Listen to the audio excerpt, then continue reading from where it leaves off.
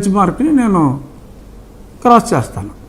ఇది చాలా పెద్ద బెంచ్ మార్క్. ఇది ఈవెన్ దెన్ ఐఎమ్ షూర్ రాజుగారు మార్క్ క్రాస్. నా మార్క్ కాదు,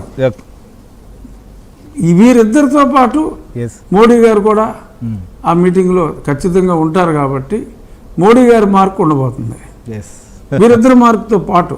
ఓకే, మోడీ గారు మార్క్ కాదు.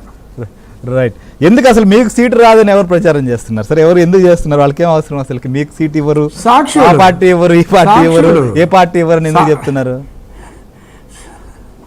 సాక్షుడుని ఈ పిల్ల సజ్జల పిల్ల ఛానల్స్ కొన్ని ఉంటాయి, వాటిలో రాస్తూ ఉంటారు.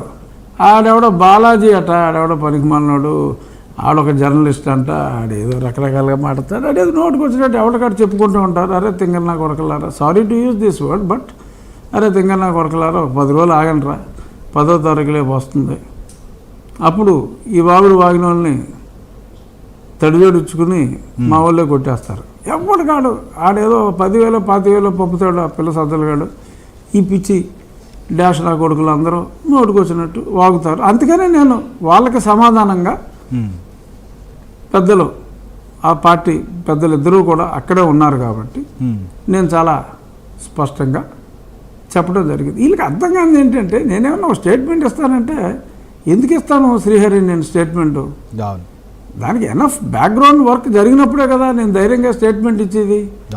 నేనేమన్నా రోడ్డు మీద తిరిగి రిఫ్రాఫ్ గాని కాదు కదా. I'm a member of parliament, I have lot of responsibilities. దానికి ఒక శాంక్టిటీ ఉంటుంది. నేను ఏమన్నా మాట్లాడానంటే ఊరికే చిల్లరగా మాట్లాడను కదా. జగన్మోహన్ రెడ్డి లాగానో లేకపోతే వాళ్ళ పార్టీ సభ్యుల్లాగా ఇతర వ్యక్తుల్లాగా నేను చిల్లరగా మాట్లాడను. ఆఫ్టర్ నా హోంవర్క్ అయిన తర్వాతే నేను మాట్లాడతా. ఈ 3 పార్టీలు కలిసి పోటీ చేస్తాయని నేను 2.5 సంవత్సరాల క్రితమే ఎందుకు చెప్పాను? నా హోంవర్క్ నేను చేశాను. ఇంటర్ పార్టీగా కూడా నా హోంవర్క్ నేను చేశాను కాబట్టి నేను వారి మనోభావాలు అర్థం చేసుకుని నేను చెప్పగలిగా. అది సో లాట్ ఆఫ్